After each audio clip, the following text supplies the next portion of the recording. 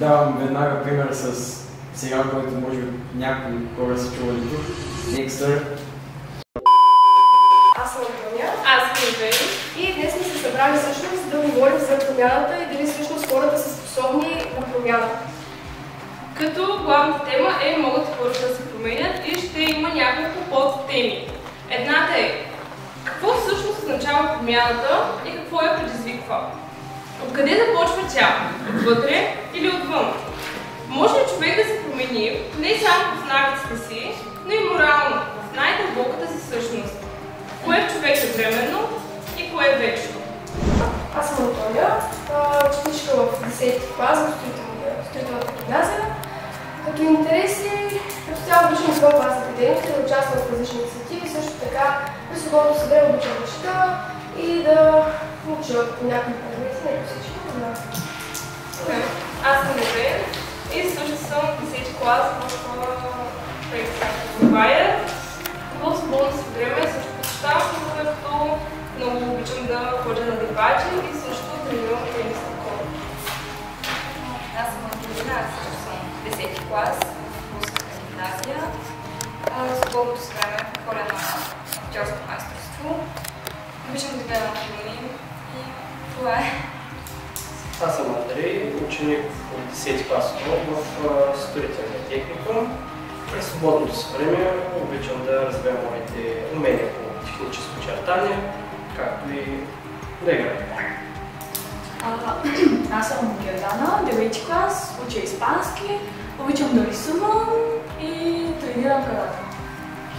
Аз съм Иван, уча в Михаил Милев, училище Мегето, 10-ти клас съм и обичам да на Аз съм Георги, 12-ти клас, в математическата гимназия уча. В свободното си време обичам да играя игри, да анимирам, да ходя на тренировка по карате и моят приятел.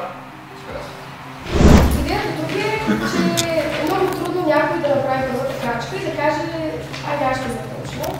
Това да правим така, че да не си го избирате вие редовно. Тоест, номера, който ви се е паднал, означава вие кой говорител ще сте подред в самата дискусия.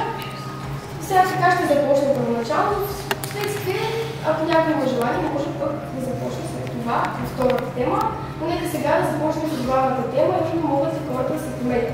Сега първият говорител ще си изкаже тезата.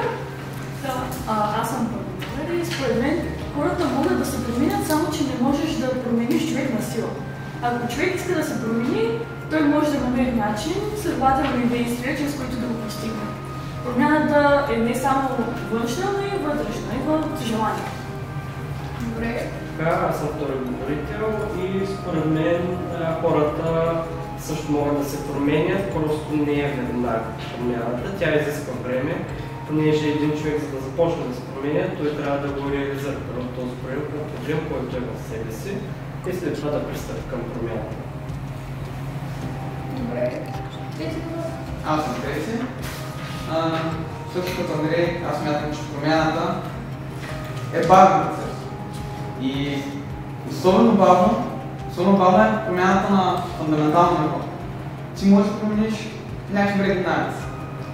Можеш да промениш някакви повърхностни неща за теб. Обаче да се промениш на вътрешно ниво, да изкорениш основата на проблем или нещо, което ще тревожи, което искате по начин и трябва да е променено, това е по-трудно. Нема наистина доста време, доста сила и може би не само може би добре и да потърси помощ от други, да има и това, да се уча. Е трудно. Добре. Аз също е говорител и смятам, че промяната, както казахте, е нещо бавен процес и смятам, че промяната не може да бъде същинска.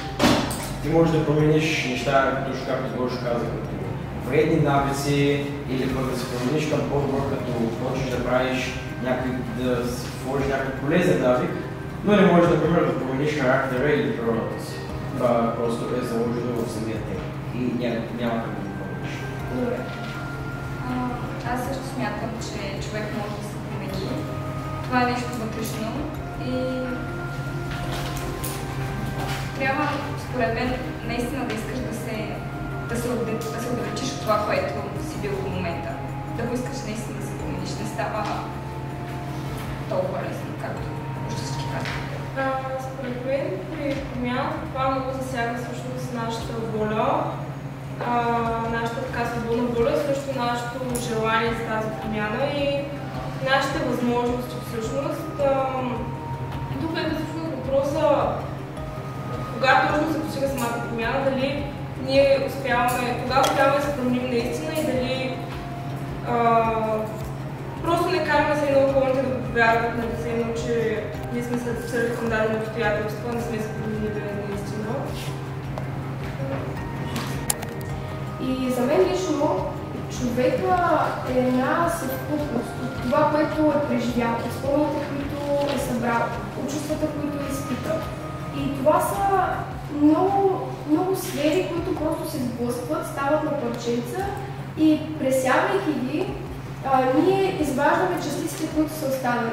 Някои частици не са, има частици, които са по-графни, има такива, които са гладки, има които са заобрени, има такива, които блестят. Просто всичко това сформира една сфера, която представлява човека от вътре. Аз така го виждам. И тъй като с времето ние преживяваме още повече неща, изпитваме още повече емоции, още повече чувства, повече приключения, повече ситуации, в които изпадаме. И просто така, пресявайки ги, ние нови камъчета събираме и така просто се променя и човешката структура вътрешно от нас. Тези събития са част от нас. И затова смятам, че хората могат да се променят, ако го разберем от такава време точка. Трябва да има фактор, трябва да има нещо, което да го протикне към промяна. Не може да е заутре.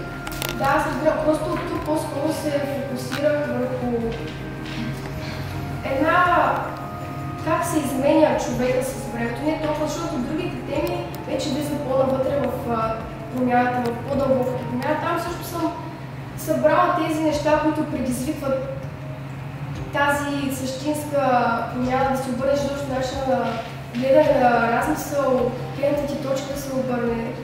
Просто мисля, че ще го развием в самата дискусия, ако продължим. Так. Добре. Смятам, че пълната промяна не е възможна. Защото промяната като нашия характер или като нашата природа, това е просто заложено. Ние сме един вид родени, така, ние сме така сме устроени и дори да промениш някой, той няма тази промяна, няма да е трайна. Той рано или късно пак ще се върне към старата си природа. Той ще се върне всъщност към това как е бил в началото, неговия истински характер и към неговите истински цветове, както повечето хора казват. Смяташ, че не сме така. Примерно, ако нас са му научили да мисля само за себе си и да поставям себе си на първо място, да се целяваме на първо място. Стана на 30, примерно, съм постигнал толкова, но не съм се променил като характер, винаги това ми е помагало. Ама ме докарва до някаква степен. До някаква ме докарва, но не мога да направя. И срещна човек или ми се случи някакво събитие, като ме научи на нещо друго. И ми е тази гледна точка. Съпробвам да се променя. Нали да се променя? Да изкореня това, което винаги по моменти целият живот съм го карал сега по това нещо. Не мога да го промениш за някакъв период от време, обаче пак ще в крайна сметка ще върнеш към старата си природа и към това, което си свикнал и винаги си бил научен. Това какво означава промяната и какво е предизвиква? Какво предизвиква промяната? Георги правилно беше казал, човек, събитие, нещо голямо, нещо, което се предизвиква да се промениш. Нещо, няма да е нещо ежедневно, нали, което се случва постоянно. Нещо, което да обърне начинът ти на мислене. Като катастрофален момент. Да речем, било то катастрофа, било то смърт на някой близък, било то пък другата крайност, нещо много хубаво да ти се случва в живота и да ти е променило гледната точка на мислене. Това би било доста добър фактор.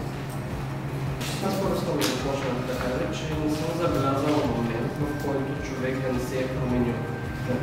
Било то в някоя ситуация, той винаги става поне една гледна точка на точно тази позиция, която примерно извършва действието по точно по друг начин. В точно такива ситуации човек започва да разсъждава за промяна. Това е първата стъпка, която започва да мисли за изграждане на новото себе си, което е. Но какво точно предизвиква промяната? Тя предизвиква едно замислене в нас, дълбоко в себе си, дали всъщност можем да променим нашата гледна точка към света, към себе си или към някого. От мен какво е промяната? Дали ще е външна, дали ще е вътрешна, то ще е каквото ние се разбираме. Просто нещо да се измени или характера, или външен и да точно не измени като човек, да не сме напълно свечен, да сме били преди тази промяна. Относно какво я предизвиква, тук Кири казва, че са някакви големи събития, защото аз не съм съгласен. Не е задължително някой да умре или да ми се роди дете, за да се промениш с мене. В мен точно малките неща променят човека. Пък и да не говорим, че човека се променя цял живот, но не е задължително с някакви големи събития, според точно малките. Приятелите около нас, близките ни, случките ни, какво се случва, отиват в училище. Всичко е такова, но ние не е нужда да решим. Зависи ние колко голямо ще направим за нас. Според мен, промяната всъщност е... Промяната може да бъде положителна или отрицателна. Може да се развием положително или да деградираме, което е отрицателно. И твърдейки това, смятам, че промяната е позитивно развитие или отрицателна деградация, че в етапи от нашия живот или от даден период на време. Това е малко по-научно и по-определено твърдение, но да. Искам да подмета нещо. Да, така е. Правилно го каза. Само, че много зависи от човека. Има хора, които се променят и забелязват малките детайли. Има хора, които забелязват пък и големите детайли. И да, не е нужно да се роди да се промениш. Но, както казах, много зависи. Как го виждаш, по какъв начин мислиш. Защото ние сме различни. Няма как си ги намислим. За мен лично промяната е движение, тя е избор, нещо вътрешно. Много хора имат промяна от вътрешни, от външни събития, като предателство, любов, загуба, обаче не смятам, че ще е дълготрайно. Трябва да е душата ти наистина да иска да се промени. Добре, относно самата промяна, какво е термин, това е според мен, когато е дадено нещо или някой преминава от едно състояние към друго. Това не е вид трансформация, вид промяна. Може да е на нашето поведение, може да е на нашето мислене, на нашите ценности, на примерно възприятията ни дали за нас самите или за света. Като тя може да бъде както лоша, което се споменах вече, нали? Така може да бъде и средика, може да бъде и в добрия смисъл, може да е вид израстване. Относно това, което всъщност Гери спомена, има нещо подобно, което мисля, че се казваше гранични ситуации, когато се случи нещо, и то сякаш ще променя целият ми поглед.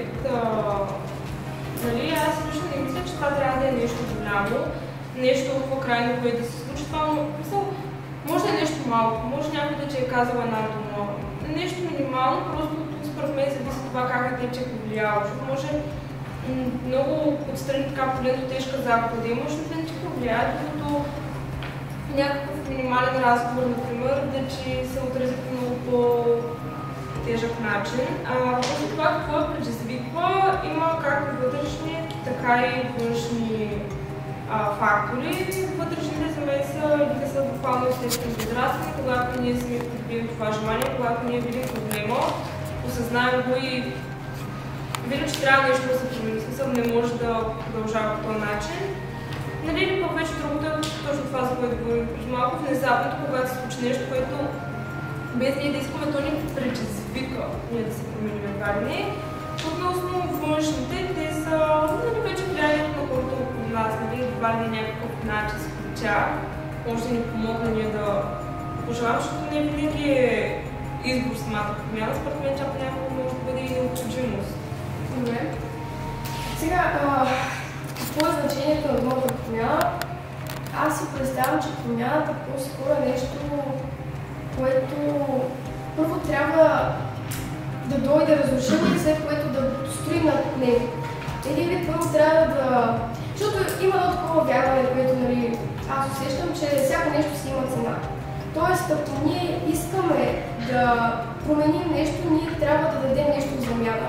И то така става. Първо рушим наш навик, рушим нещо. Например, купувам си нов шкаф, т.е. трябва да свърля стария, трябва да го подменя. И един вид тук за мен идва тази теза, че промяната представлява точно това, първо да разрушиш нещо, за да можеш да строиш отгоре. Аз така виждам промяната. Иначе за какво я предизвиква, аз съм на мнението, че за да се получи една промяна, която наистина да... тази точно, която разрушава и после се строи над нея, е точно тези ситуации, кулминация, нещо, което да ти преобърне мирогледа, нещо, което да ти докаже само на теб, че можеш да преминеш от една гледна точка в друга, че нямаш ограничено мислене, че можеш да погледнеш отстрани от самата ситуация. Такива също граничните ситуации, точно това да ти се обърне на 180 градуса и защото всичко, което се смята до сега. Нещо голямо, което да се случи. Разбира се, аз също не давам рамки. Не казвам, че трябва да е лошо, не казвам, че трябва да е добро. Просто е нещо, което наистина ти преобръща изобщо начинът на мислене и на разсъждаване. Добре, въпрос? Помислих си, че каквото и да е, дали ще е малко, дали ще е голямо, няма значение, започва с замислене, като някой беше споменал, забравихте, с замисленето, замисляш се над ситуацията, имаш време да спреш и да помислиш, да речем, ако е нещо малко, и то ти направи впечатление, започваш да се замисляш на това нещо, да разсъждаваш, стигаш до даден извод за себе си и за другите. И от този извод вече взимаш решение дали искаш да се промениш, дали искаш да промениш нещо като цяло, дали ще е в теб, дали ще е в обкръжението, че дали ще е просто нещо около теб да промениш. А пък ако е нещо голямо, ти имаш времето да спреш. Допреди това ти не си обръщал такова внимание на нещата, които се случват до теб и в момента, в който се случи нещо катастрофално или голямо или каквото е, ти си даваш пауза и премислиш. Това нещо ти дава точно време да спреш да помислиш. Върху нещата, които са случили, как ги възприемаш и отнема време. Защото много бързо се превръщат нещата, тук не си трябва време да смисля. Докато ако бавно, плавно, ние не трябваме навик, това също е вид промяна. Ти почваш бавно, да ходиш на фитнес, да се храниш да рисуваш. Това е нещо, което се нагажда с времето, т.е. ти си свикваш с времето, докато когато е нещо такова, което веднага идва и ти не можеш да го спреш. Това не зависи от теб, то се случва. И тук и в един момент, който наистина всичко зависи от твоята вътрешна настройка, как ти ще приемеш тази ситуация. Защото аз вярвам, даже например, когато говоря защото аз вярвам, че човешкият ум, човешкият дух няма нещо, което да го спре. И да, това е. Ако няма да го въпроси, да преминаваме към следващата тема. Аз всъщност, преди да почвам промяната отвътре или отвън, мисля, че повечето успяха да се разсъдят това, че не е само едно. Някакси на моменти взаимодействие от двете, но кое наделява според вас? Кое е по-променящото, кое ни влияе повече? Външните фактори или не смисъл? Може да има външен фактор, който да ни накара или да се замисли, да се промени, но реално промяната е вътрешна. Ти трябва да го осмислиш и тогава да започнеш да действаш. Дали ще се съзнаваш, дали ще нещо друго, ти трябва да го решиш, само ще направиш нещо. Аз може ли да се включа да трети? Добре. Сега, аз мислех точно да кажа. Точно защото много е трудно да определиш, да кажеш само едното и да кажеш само това, но аз се зависи просто и ще взема само на страна. За мен промяната е вътре, защото колкото и дори да кажем, ти си изградил някаква гледна точка и смяташ, че това, което правиш, добре. Така, отстрани обаче те обикалят хора, които ти казват, не е хубаво да го правиш, не е полезно, така, намила ти отгоре, ти, ако сам не решиш да се опиташ да разбереш, да приемеш, да погледнеш отстрани, то колкото и хора да ти говорят, които и хора да ти говорят, ти няма как да промениш тази вътрешна глас, защото това е твоята нагласа. Според мен, това, което каза, вярно, но според мен изпускаш точно въпроса, точно това. Къде започва промяната? Промяната започва, когато се замислиш. Ето, че показва. Какво поражда това замислене, не са външни факти. Което значи технически, че промяната започва отвънка. Защото е много трудно сами човек да седнеш един ден, си сега, аз сядам на дивана, на стола, се замислям просто какъв човек съм, какво трябва да променя в мен. Много по-лесно е и при най-малко повечето хора се е случило да изпитат техните, да изпитат плодовете на техния характер, да видят какво точно правят грешно. Ако аз съм скъперник, аз ще разбера, че съм скъперник, като направя нещо на някой човек, като си взема нещо от себе си, на него му стане гадно. Или в случая, ако се вдъхновя, аз ще вдъхновя от някъде. Няма един ден да се събудя и да съм вдъхновен за нещо. То ще е породено от външен фактор, от видео в YouTube, някой учител, от някаква книга. Според мен, промяната започва отвънка, като се дава плода, стоиш да го посветиш, стане много дърво. Няма правиш нищо с него. Ще става твоя мисъл. Може само да... Добре, да кажем, до някъде ще се съглася наистина. Обаче аз също да се кажа към вас.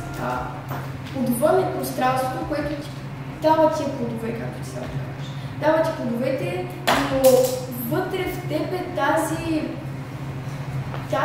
как да кажа, да търсиш причината, да търсиш защо това нещо така се случва. Тоест, ти може би така ще направиш, ти ще се замислиш. Но ето, че замисленето идва от тук. Аз това ти казвам, може 1000 човека да ти каже, че ти го правиш грешно. Но ти ако не осъзнаеш, ако не се опиташ да го разбереш, то промяната няма да дойде. Ти можеш да правиш нещо грешно, но ако вътрешно не си кажеш, че го правиш грешно, как ще го осъзнаеш?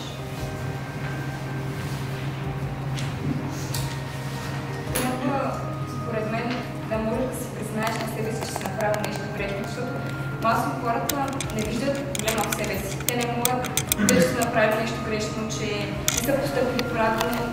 Даже аз доста често ми случва да търся винаги проблема в околните, обаче всъщност понякога знам, че аз съм проблема и трябва аз да се променя. А масово хората не могат да си признаят, че са направили нещо грешно. Оттам идва вътрешност да можеш да признаеш на самия себе си, че си направил някаква грешка. Там вече идва проблемата, според мен. Да, аз вече казах. Според това, което говоря, всъщност, аз искам да кажа, че много хора казват, не трябва да интересува какво мислят другите хора.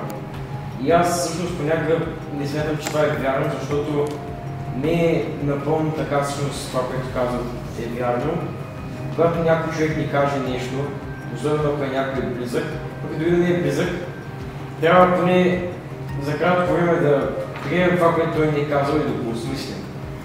Затова, за този пример, където 1000 човека да ни кажат, че правим нещо неправилно и ние да не го осмислим, според мен просто трябва да променим начина си на мислене и да приемем поне от един човек, тези 1000 човека да ни каже това, което ни е казал, да го вземем на сериозно и да го помислим и накрая това може да не се окаже вярно.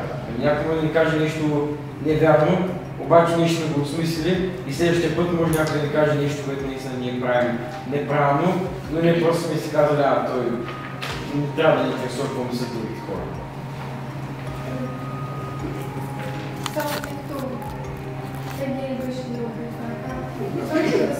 Да изречете много бързо. Така не само горе-долу да сумирам нещата, промяната идва отвътре, околността ти около теб е външен фактор, който е важен, ключов фактор към промяната. Понеже ако нямаш друго мнение, втора точка, ти няма как да видиш проблеми.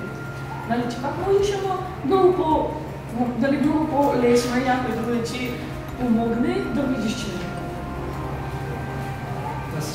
съглася с Георги, че промяната започва отвън, защото ако го погледнем през погледа на българското общество, нали, като по-голямата част, не слагам се всичко по-голямата част от българското общество започва да мисли за промяна, след като някой друг му кара. Той много трудно ще седне да помисли и да размисли върху себе си, дали трябва да промени нещо в себе си. Съответно, дали някой навик или нещо друго. Така че за мен промяната започва да ми. Те го провокират да започне да мисли. Само мисля нещо, когато се казва от една точка на сети се за нещо. Имаше нещо, не знам, цитат, някаква мисъл, беше това, че всички как беше?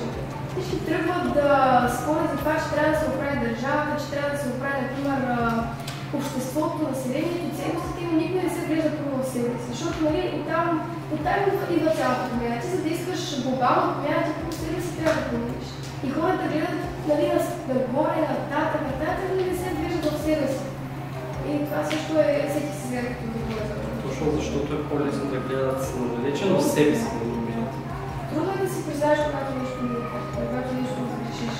И даже има по-лошо обаче, защото има такава ситуация, в която ти правиш нещо грешно, хората отстрани ти казват, че е грешно. Ти съзнаваш, че е грешно, но тъй като искаш да направиш напук, ти продължаваш да направиш грешно, защото искаш да се навътре. Това също е много така себеизяждащо отвътре просто. Това повечето хора го правят, понеже ги е срам да си признаят. Това е да защитят егото, понеже за някои хора да си признаят, че са сгрешили или че има някакъв проблем, това може да ги разруши. Първо трябва да си го признаят на саме и чак тогава, че да бъдат пред другите. Не защитавам такова мнение, просто някои хора са така. Много съгласна с всичкото. Нещо, което бих беше казал за това, че нали, трябва нещо външно да ни предизвика. Аз съм много съгласна с това, нали, че масово промяната е предизвикана от нещо външно, което ми е предизвикнало, но смятам, че има доста варианти, които аз сама я осъзнавам. Примерно аз сама осъзнавам, че дадена ситуация не ми кара да се чувствам добре, не е нужно някой да ми го каже. И аз сама ще поискам това нещо да се промени. Примерно аз сама ще осъзная, че прямо дадени отношения не са ми добре, дадено място да посещавам не ми е окей, така нататък. Аз сама ще се осъзная самия проблем, сама ще поискам тази промяна, без някой да дойде да ми го покаже, че трябва да се промени това нещо. Може и да е изцяло вътрешно промяна.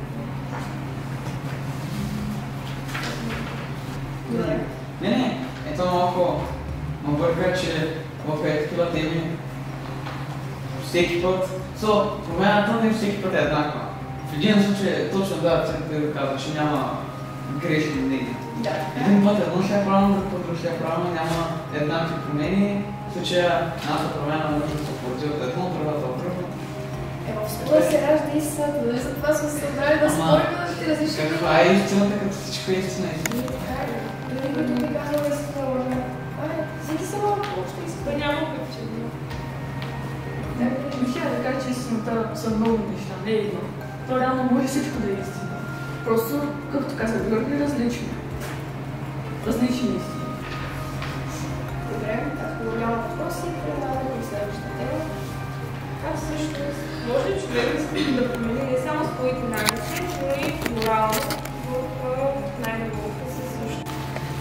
И аз също искам да говоря в тази тема за относно моралното, защото навиците са ясни. В смисъл, трябва просто да стигнем до корена на проблема и да разрешим до там, да почваме към най-повърхностния проблем. Но морално всъщност, според теория, мисля, че на Имануел Кант, мога да объркам, ние се раждаме чисти и според външни фактори всъщност променяме нашия морален компас и всъщност определяме кое е добро и кое е зло. И всъщност кое трябва да правим, кое не трябва да правим, кое е социално прието и така нататък. Мисля, че всъщност външните фактори определят нашия морален компас и нашите постъпки, как определяме кое е морално добро и кое е морално зло. и как всъщност ни възпитават, например, или редица различни фактори определят всъщност нашия морален компас. И мисля, че може да се промени морал. Но относно най-дълбоката ни същност, аз това го приемам като характер и природа, както споменах по по-миналата тема. Всъщност до характер и до природа мисля, че това вече не можем да го променим, защото ние така сме заложени, ние така сме устроени и всъщност това не може да се промени, защото един вид така ни е заложила природата, все на кода, все на една машина, такъв е заложен до кода, значи така ще работи машината. И според мен това всъщност не може да се промени. Ами, според мен ще това е възможно, понеже не знам точно каква част от мнението на хората и ценностите и така нататък са общо приети. Винаги все някой ще има навъпреки на теб, нали се... Ще има някой, който не е съгласен с нещо, колкото и да е морално, колкото и да е прието. Според мен това е нещо много субективно и има неща, които дори да са сравнително общо приети, ще има някакви малки групи, които пак ще ги отричат и пак ще ги показват.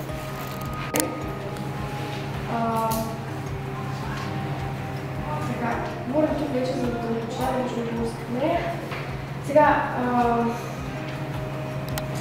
първо, дали аз замислих, че човек трябва да бъде готов да плати цената за тази година. И казваме, ние, поне аз така смятам, че за да се гради нещо, което трябва да се разреши много. И тук всичко допира, защото всичко се отнася до това какви вътрешни настройки ние имаме.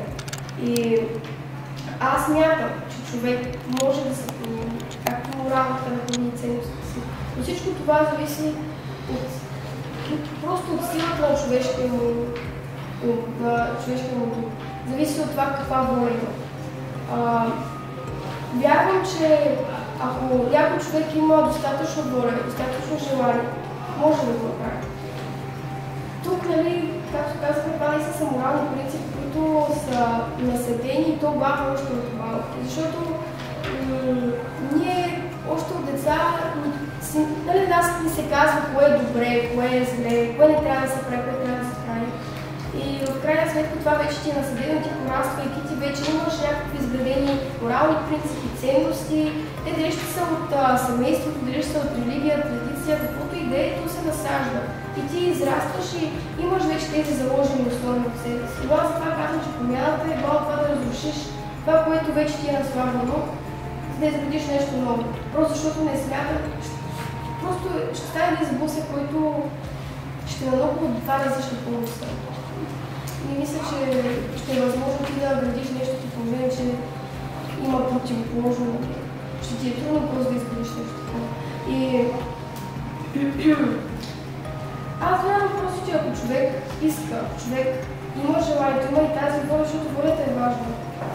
И защото и такива много вътрешни, много дълбоки неща, единствено зависи от това какви настройки имаме. Защото като цяло това, което ти се го направиш, никой друг не може да го направи. В повечето случаи ние сами си слагаме рамките, ние сами си слагаме белезниците, ние сами се ограничаваме и затова смятам, че много зависи. То си зависи от нас, то си зависи от това как ние поглеждаме, как ние възприемаме. Аз това смятам. Не смятам, че е възможно. Просто си зависи от човек.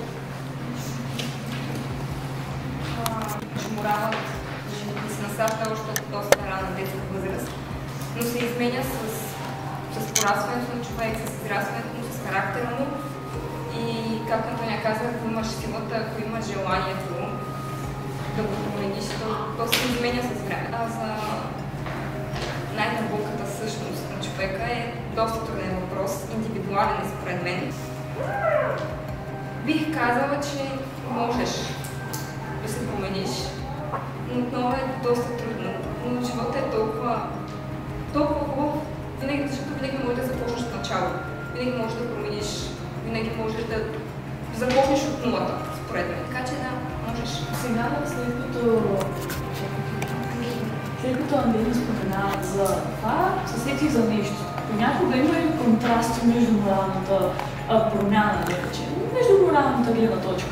Откакто си малка, ти имаш даден пример пред себе си, който ти е казано, че е правилно това нещо. Но ти с израстването виждаш, че това не е правилно. Ама, нали, навсякъде, нали, при теб, около теб е прието, че това е правилно. И ти с израстването си забелязваш, че искаш да промениш това нещо и за напред да не е така, като поведение, да речем. Майка ти е правила това, баба ти го е правила, баба ти го е правила, но ти смяташ, че това не е правилно. И си казваш, ами аз това ще го променя. Като дойде море, това нещо няма да е така. И промяната, мисля, че това е точно, бих казала, семейна промяна, с, нали, поколенията. Хората се променят. И така. Това е.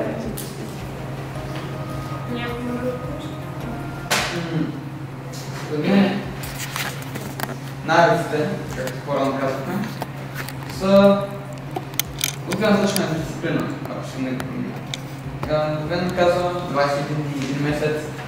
Ако имаме дисциплината, ние ще разпределим тези навици.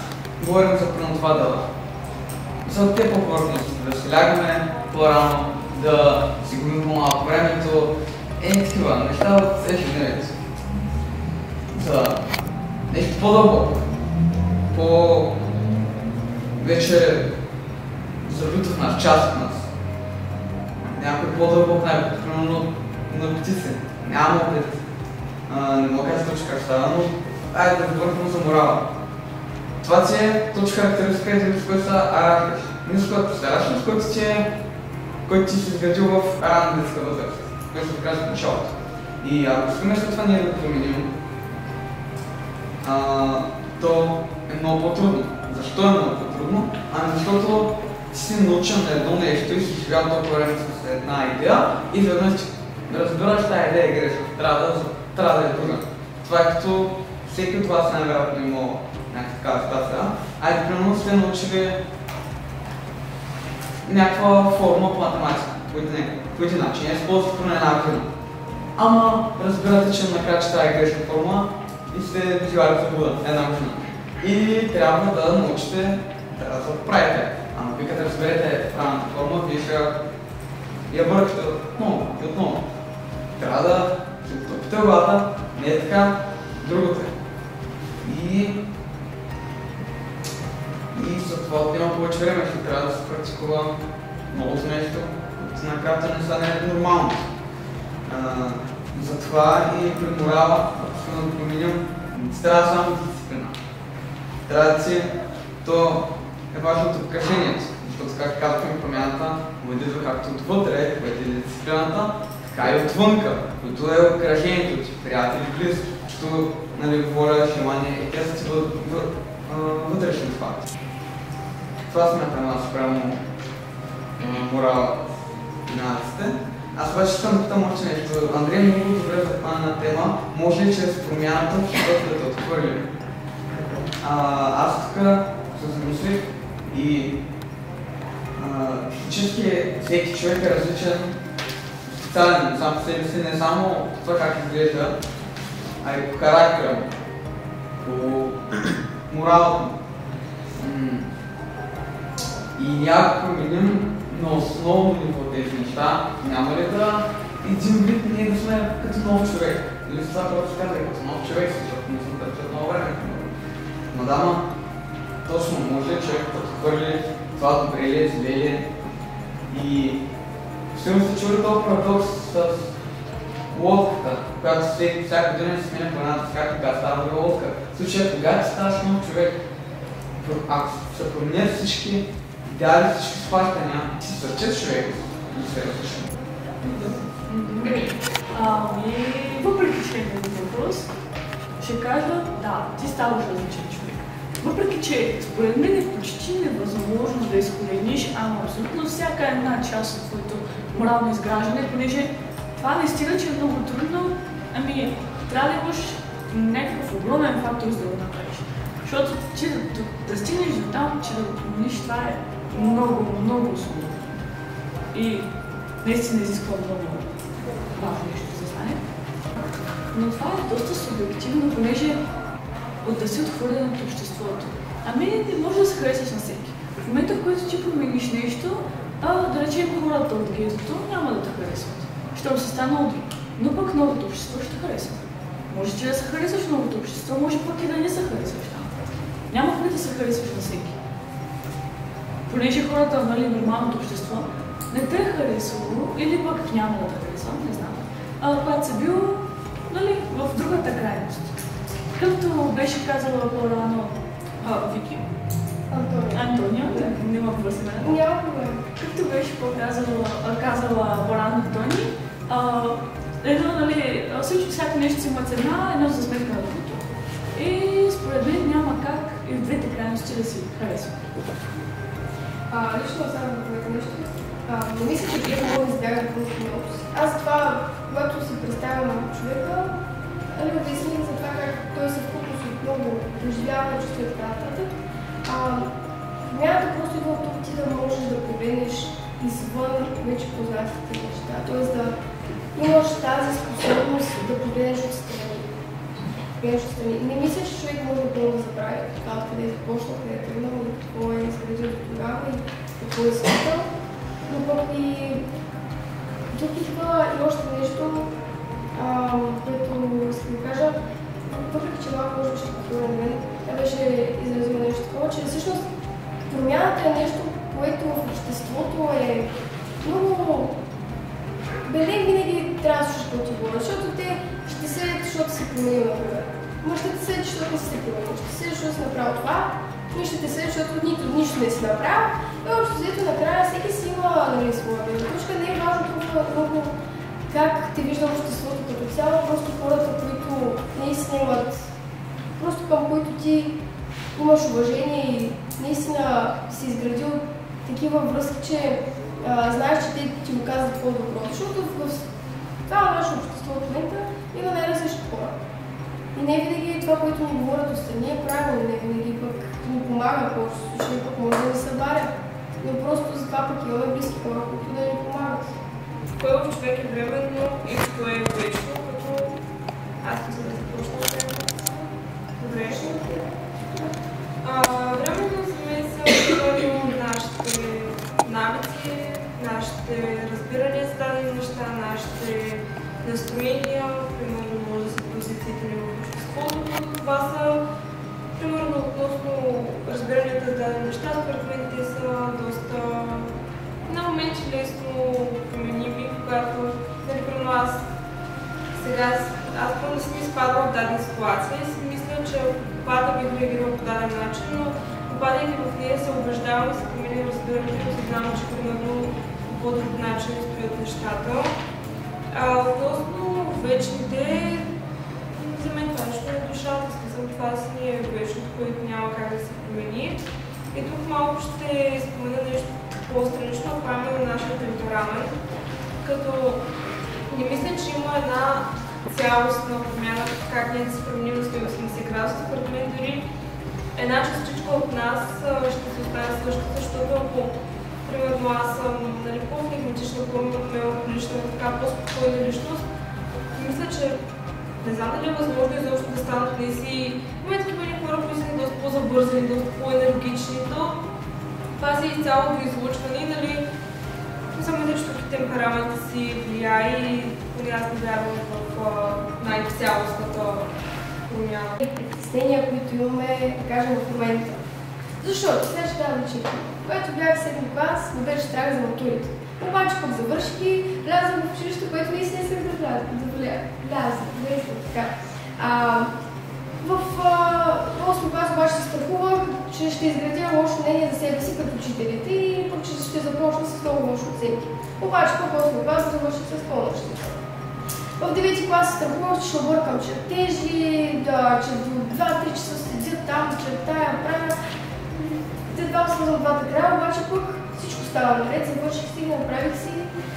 И това са някакви временни страхове, които ги изпитваш на момента, но като се замисля в глобален план, те не определят в момента нищо. Аз като се замисля, всичко това, което съм изпитвала тогава, в момента не ме влияе по никакъв начин. Сега вече имам други страхове. И след 20 години имам други страхове, други притеснения, други изобщо неща, неща, които да ме спират по някакъв начин, но ето това е хубаво, че те са времени, че всичко си отива по някакъв начин. И после и след това е кръговрат на живота. То се тръгва, то се връща и така е. А иначе вечните неща, според мен са изобщо нашата способност ние да усещаме, да чувстваме, да обичаме, да съжаляваме, да страдаме, да се чувстваме. Всички тия неща, които ни карат да се чувстваме живи, които просто няма как да не присъстват в човек, който живее, в човек, който също съществува. Това са за мен пешните и времените неща. Тук малко повтарям това, което казвам на Вен, темперамента. Той не се променя. Нещо друго, което не се променя, са инстинктите. Те са заложени в нас, няма как да се промениш естествената реакция на нещо. Или, както казах, инстинкта няма да го промениш, но променливи неща са желанията, фобиите до някъде, понеже има много крайни фобии, но те се променят с упражнения. И нали, това са променливи неща, също и външността. Понеже човек се променя. А пък относно желанията, като че преди малко спомена, подобно е. Да речем, преди няколко години си искал нещо друго, след години искаш съвсем различно нещо и така. После това, което Гери каза, тъй като не съм уверена много добра, което имаше предвид, относно нашите инстинкти и реакции, аз вярвам, че може би те са поддържани на промяна, да се знаят, че имат реакция не е правилна. Например, ако, да речем, някой ме обиди и аз съм свикнала, да речем, да му отвръщам веднага, нали, т.е. инстинктивно без да го помисля, но да речем, в даден момент аз се знае, че това изобщо не е правилно, нали, се действа по този начин. Смятам, че свиквайки, примерно това нещо, ако ми се случва, аз свиквайки да не реагирам малко или по този начин, ще спре да ми бъде инстинктивно да реагирам по този начин. Това е по-скоро защитен механизъм, наложен от минали практики. Докато инстинктът е, давам пример самосъхранението. Ти си на някой ръбна скала и няма да скочиш да не паднеш. Или пък нещо такова, такъв инстинкт, който ти е вграден още като човек, не като личност, като човек. Ти нали си социално животно. Хората се оказват. Човек е социално животно. Ти имаш инстинкт, когато нещо се наближи до окото, да го затвориш, за да може да не ти пътне в път. Или пък просто такива инстинкти. Тях няма как да ги изкорениш от себе си. Те са част от това. Те са нещо, което не се прави. Тя просто мисля, че не разбираш, че инстинкт за самосъхранение също може да бъде, когато някой тръгне да напада вербално, ти да също да тръгнеш така инстинктивно ти да защитаваш себе си, да го нападаш на него по този начин. Тя просто смятам, че обясни, че може това да се промени, тъй като тя вижда, че не е правилно и да не отвръща по същия начин. Аз искам да кажа нещо, всъщност да поставя два примера или въпроса на теза на Гошо всъщност. Например, вземи един психопат. Ако някои хора не са запознати с психопатите, всъщност буквално физически нямат съчувствие. То просто не съществува в техния мозък. Ти можеш да му кажеш концепцията за съчувствие, обаче той никога няма да го почувства. Как ще го промениш него всъщност? Той няма да почувства съчувствие към никого, защото той буквално в мозъка си няма дадените връзки, за да има съчувствие. Как ще го промениш него всъщност? Знам, не съм психолог или нещо такова, но има преди, че човек е минал през някакво събитие, което вече го променило в такава степен, че да не може да се сравни с това. Пак е някаква промяна. Ама не скажа, не знам, може би наистина не може. Само да кажа, че хората се раждат психопати, защото не му се вижда. Ти не се превръщаш такъв, се раждаш такъв. Имаш психопат, всъщност е някои неправилни неща на мозъка, само мозъкът се обърква и се случва така, че да си психопат и просто не чувстваш съчувствие. Както казахме, няма, нищо не е колективно, все има някакви причини. Смяташ ли, че човек не може да го разбере, защото или го е видял и го е изпитал смисъл? Дали, примерно, не знам, вярва ли точно там, точно как се бъде, или примерно, че хората, които никога не са виждали любов, никога не ми била показвана, никога не се усещам. На тях е много по-трудно после те да обичат някой, те да я покажат, защото те не знаят какво представлява, те само са го чували. И дали точно това, че той психопат, ако не е видял, се чувства от себе си и как всъщност ще го разбере какво е. Тук се сещам даже за един цитат, само да допълня, че птичките, които се раждат в клетка и израстват в клетка, гледайки другите птички, които летят, си мислят, че това да летиш някакво заболява. Да. Да.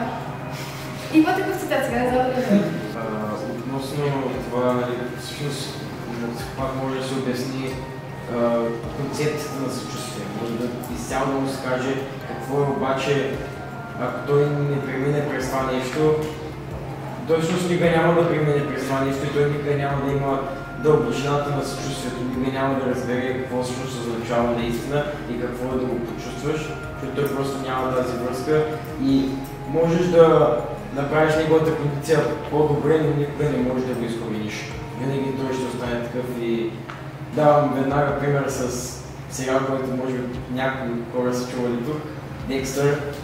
Той се е родил психопат, той не е имал съчувствие, искал да убива и баща му го научава всъщност да не убива кой да е всъщност, а да убива лоши хора, които правят лоши неща. И макар и той не се е излекувал всъщност от това, че той няма всъщност лек, той го е подобрил. Станало е по-добре. Макар някои хора бих казали, че това всъщност не е много добре, но се е подобрил и към по-добре. Да.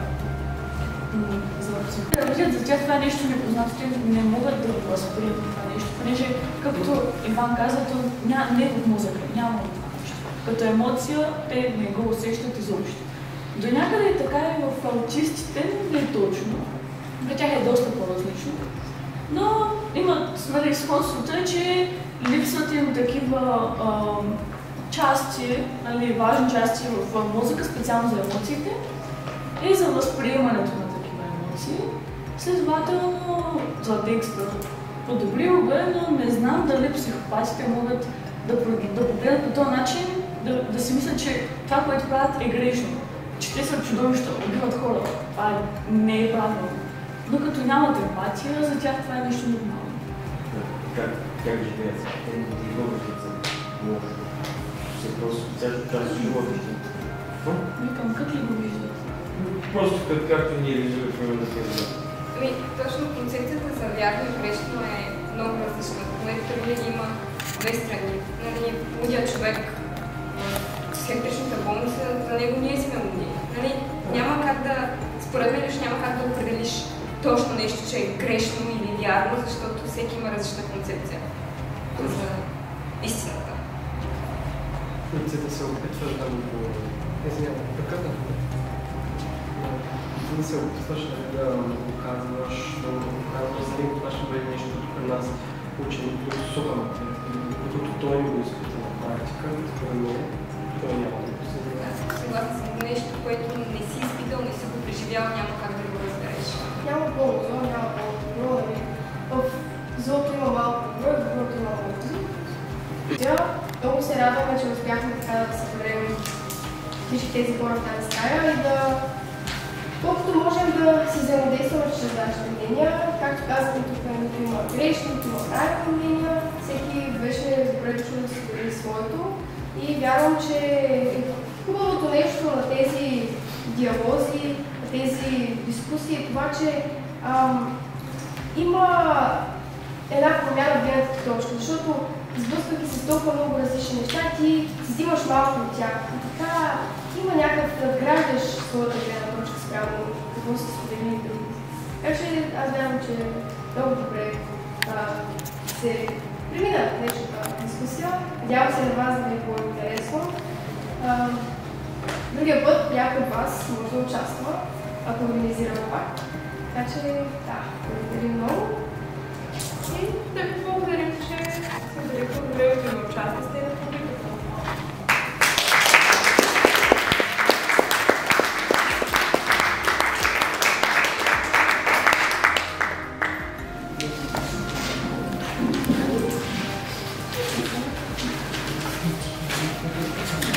степен